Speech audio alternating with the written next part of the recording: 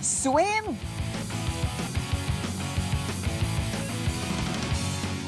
bike, run. Ang isinisigaw ng puso niya.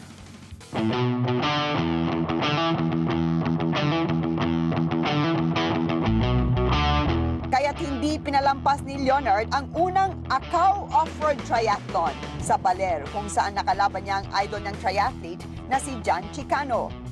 Matagal ko na pong siyang idol ngayon ko lang po siya nakalaban po.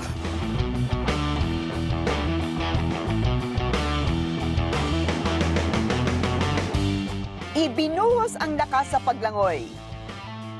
Bigay todo ang padyak sa pagbibisikleta. At nagpakitang gilas sa pagtakbo ang Baler Pride na si Leonard.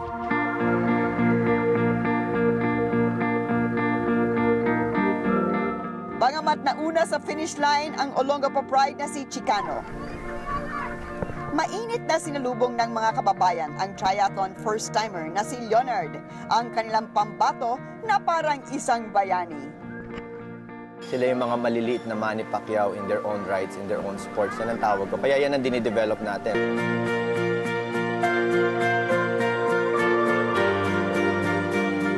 Pagmamahal sa pamilya ang naging sandigan ni Leonard para ipanalo ang laban.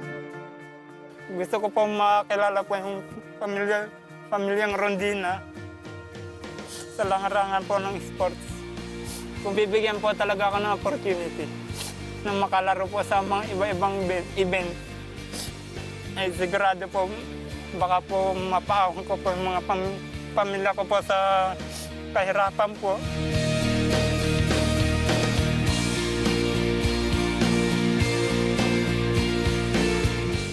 Full force naman ang suporta ng kanyang mga mahal sa buhay patungo sa pagtupad ng kanyang mga pangarap.